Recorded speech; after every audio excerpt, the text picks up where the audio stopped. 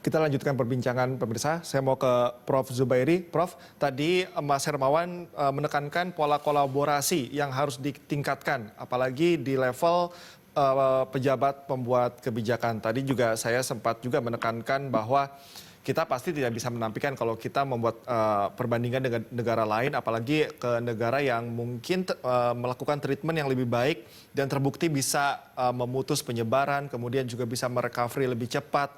Nah, menjelang kita sudah bicara mengenai prediksi, pandangan Anda, apakah kita sudah di track yang benar, Prof?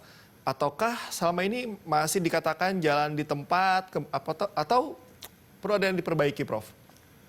Iya, jelas ada kemajuan, baik dari pemerintah, baik dari beberapa departemen, baik juga dari profesional dan dari masyarakat.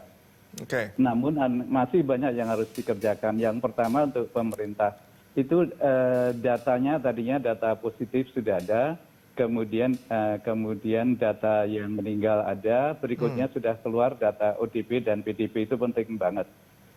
Walaupun data kematian kemudian dibandingkan dengan banyak PDP di masyarakat, di rumah sakit sekarang ini yang sampai meninggal pun tidak terdiagnosis, itu yang amat disayangkan. Jadi saya mohon banget sekali lagi agar tes rapid itu harus ada di rumah sakit dan dibagikan secara berkala agar pasien yang dirawat yang tersangka infeksi penyakit COVID-19 ini bisa dipastikan apakah iya atau tidak. Jadi jangan sampai ada perbedaan yang begitu mencolok antara orang-orang yang dimakamkan dengan jumlah yang positif COVID yang meninggal.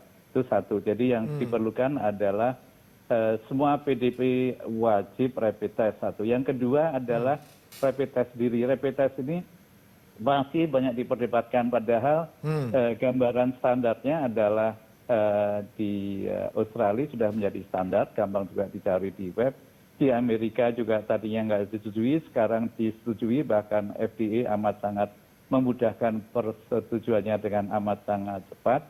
Namun di kita masih diperdebatkan. Memang ada kelemahannya, namun yang paling penting dengan rapid test ini kita amat mudah untuk melihat skop besaran masalah. Jadi mohon data rapid test dibuka. Saya mencoba mencari sendiri di Google dari berbagai daerah. Memang saat ini sudah jauh di atas 80.000 yang dikerjakan tes rapid, tapi itu masih kurang banget. Jadi kalau bisa dikerjakan menjadi 10.000 per provinsi per hari, kemudian kalau di Amerika itu 100.000 untuk seluruh negara per hari, itu akan lebih mencerminkan gambaran satu. Jadi mohon data rapid test dikeluarkan oleh pemerintah, berapa yang rapid, berapa yang positif.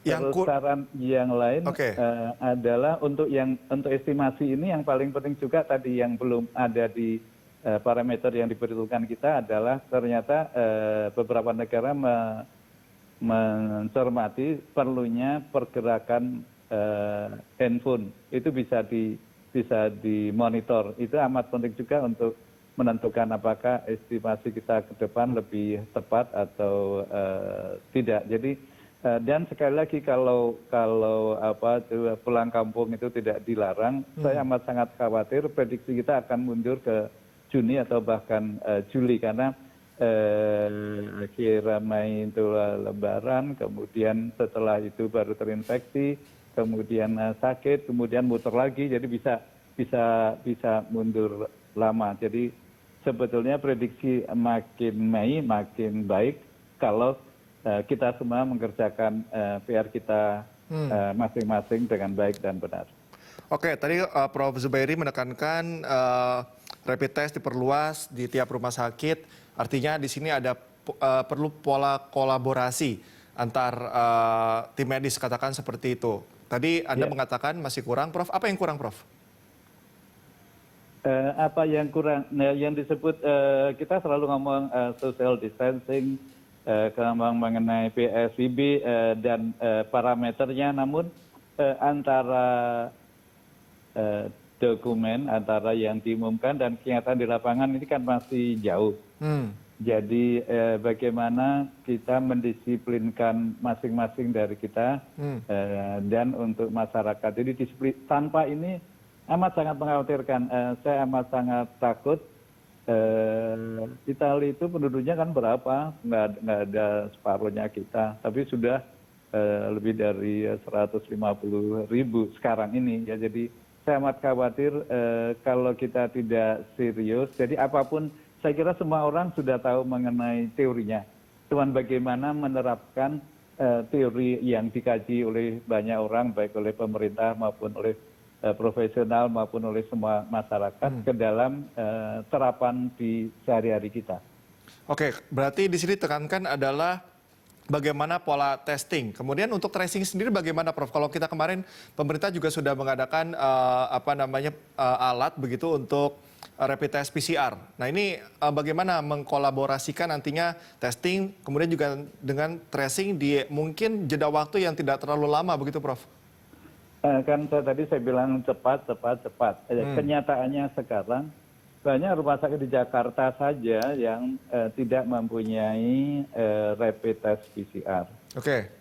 Itu serius, itu benar sekali. Jadi teorinya benar bahwa harus punya. Jadi misalnya kalau saya baca di Bandara Lampung, itu dinas kesehatannya sudah membagikan rapid PCR untuk setiap rumah sakit dengan tesnya, dengan reagensianya, dengan anggarannya. Itu bagus sekali. Masalahnya itu harus dicek bahwa itu benar dan bisa berkesinambungan. Jadi kalau model itu juga dikerjakan di semua kota, itu akan bagus sekali. Oke. Sudah clear tadi statement dari Prof. Zubairi. Saya mau ke Mas Hermawan. Ini kita tiba di segmen akhir. Mas Hermawan, butuh punchline dari Anda. Menjelang puncak COVID-19, ini bagaimana masyarakat harus menyikapinya, kemudian pemerintah harus seperti apa agar nanti tidak salah ambil kebijakan, begitu? Ya, jadi Mas Cikal, seperti yang sudah kita sampaikan di depan tadi, bahwa memang kita punya asumsi di awal sekali kita mengalami peak-nya itu di sekitaran minggu ketiga April hingga minggu kedua Mei. Kemudian rupanya sekarang kita harus memperbaiki asumsi ini, melihat sikap kita, masyarakat kita juga yang belum betul-betul mawas diri. Di satu sisi juga kebijakan kita dan juga penegakan PSBB dari pemerintah juga berjalan lambat. Nah maka ini mundur ke bulan Mei sampai Juni. Tetapi bahkan sekarang kami dari para prediktor untuk epidemiologi dan juga kesehatan masyarakat itu malah mengatakan kalau intervensi kita selonggar ini, maka ini lagi akan mundur hingga Juni sampai ke Juli. Persis yang disampaikan oleh Prof. Zubairi tadi, bahwa yang menjadi kekhawatiran besar dan ada determinan lain atau faktor penentu lain yang memang akan mempengaruhi semua prediksi ini. Terutama dari aspek penegakan kebijakan, kekompakan pemerintah, satu instrumen pemerintah dengan instrumen pemerintah yang lain, dan juga adanya kesadaran masyarakat. Kesadaran dan perilaku masyarakat ini juga berkaitan juga dengan kebijakan itu sendiri. Seperti yang disampaikan tadi, hal yang paling sederhana adalah mudik. Ada beberapa pejabat yang mengatakan mudik ini tidak dilarang, tetapi mudik juga diharapkan jangan juga dibiarkan seperti apa adanya pada pengalaman tahun-tahun sebelumnya, karena seharusnya sekarang pemerintah itu betul-betul untuk melarang mudik itu. Nah ini kekhawatiran bersama. Orang Majelis Ulama Indonesia aja memiliki fatwa untuk mengharamkan mudik sementara dari daerah-daerah yang terdampak serius seperti Jabodetabek ini. Apalah artinya kalau tidak diketatkan mudik dan gerak sosial ini, maka yang akan betul-betul letih, kecapaian, dan juga akan overload dalam hal pelayanan itu teman-teman yang ada di pelayanan kesehatan, terutama di puskesmas, di rumah sakit, dan juga para praktisi kesehatan. Karena kesiapsiagaan pemerintah, tenaga kesehatan, fasilitas kesehatan, tetap tidak akan mampu menutupi laju percepatan COVID-19 ini. Jadi pertanyaan berikutnya ini, kita berpacu melawan COVID-19, siapa yang lebih cepat? Karena kalau kita ingin menyetop laju, maka kita harus di depan COVID-19.